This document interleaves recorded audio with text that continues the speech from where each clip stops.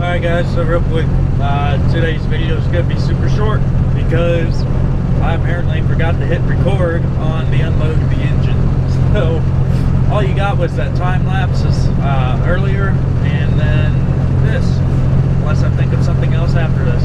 But we just dropped off our engine.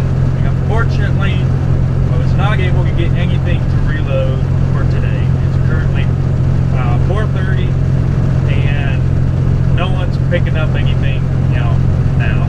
So I did get myself a load booked for Monday though, picking up in Shibuya, Mississippi, going over to Charlotte to load of steel beams. It's 25 feet long, 21,000 pounds, does need to be tarped. I am staying at a hotel for tonight because I'm going to be sitting for the entire weekend, and Shibuya is kind of out in the middle of nowhere. It's just south of Meridian, Mississippi.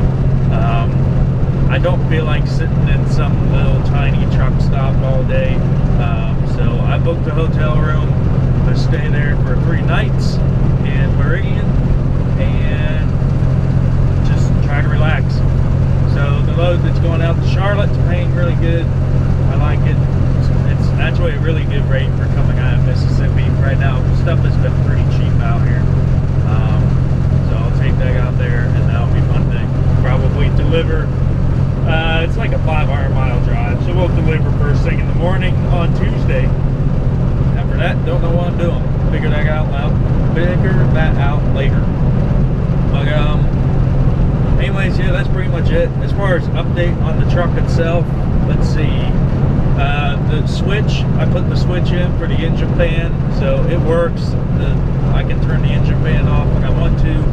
I do still have to keep an eye on temperature. The truck itself doesn't really get hot, but I noticed when I was driving to Colorado and dealing with that major headwind, the truck was getting hot because I was fighting to push through that wind. So I had to keep an eye on it. A couple times it did get pretty warm to where I had to let the fan come on.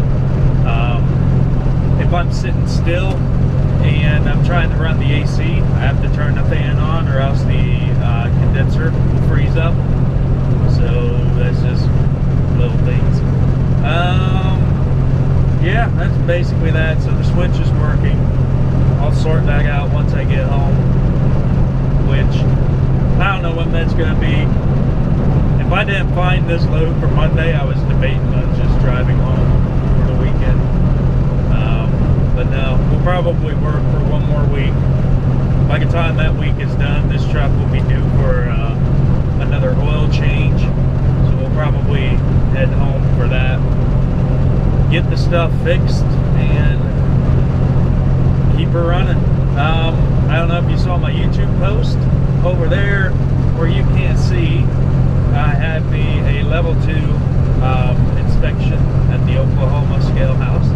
That went without much of an issue. I could tell they were targeting hot shots, even though I don't consider myself a hot shot. I guess I look like one.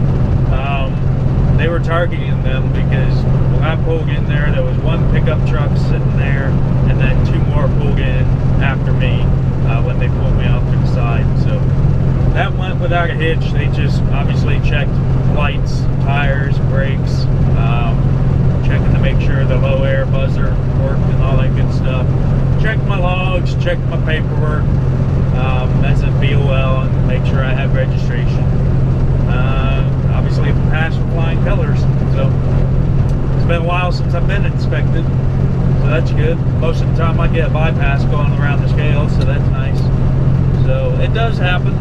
They do look at me, but I'd like to believe, because I'm not a pickup truck and trailer, they probably don't bother me as much as some hot shotters are. So I ain't complaining. I'll probably just jinx myself now, and that's going to happen non-stop, but oh well. I keep my equipment up to shape. Even though I got all these little issues, there's nothing that affects drivability to where DOT would be, a little upset. But anyways, that's it. I am going to end this off here. If I find something else to record, I'll do it. If not, this is your weekend video. I'll talk to you guys on Monday. Thanks for watching.